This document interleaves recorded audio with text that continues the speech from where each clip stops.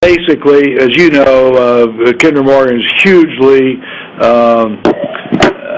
optimistic about the role of natural gas in the future in this country, and to a large extent it will displace coal in electric generation. That said, coal is always going to be an important fossil fuel both in the U.S. And around the world for the foreseeable future. And by that I mean decades and decades. So whether it's 40% of electric burn in the United States or 30%, there's still going to be a lot of coal to be handled. And if you look at it internationally, it's now, I think, 43% of the total fossil fuel use around the world. So there's still opportunities there. What's happened is that most of the coal producers are needing cash infusions, looking for sources of cash, and we think this is a good time to be able to serve those customers. And with that, I'll turn it over to John, who'll talk about, we're going to be very conservative about how we do this, and I'll turn it over to John. Yeah, I'll tell you what it's not. It's not that we opened up a big teller window with a sign saying, bring us your reserves. We're looking strategic investments where there's low mine cost reserves that are highly competitive, where there's high-quality reserves that are uniquely positioned, and the more versatile, the better. If it can go export and domestic, or if it can be tied to a Kinder Morgan terminal, all the better. We're going to use the same disciplined approach that we do with all of our KM investments.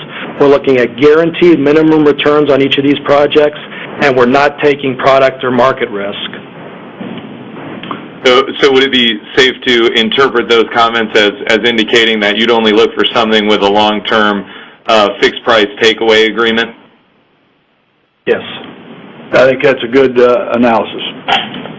Yeah, right. Also, I think John was getting at this too, but we're not taking mine operating risk on these investments either. Got it. Okay. And so, are you looking specifically at one basin or another, or is this something where you'd be looking to develop a diversified portfolio in coming years? There's some that are more preferable than others. And that's one reason that we brought on board an ex-CEO with 35 years or whatever experience in the industry to lead this team, because we're going to look very carefully. And I will say that post our announcement, we have had a lot of discussions already with people who've come forward, and we'll continue to look at what makes sense for us, and if it doesn't make sense, we won't do it. So we're looking very carefully, and we're going to construct, if we are successful on it, we're going to construct a very conservative portfolio.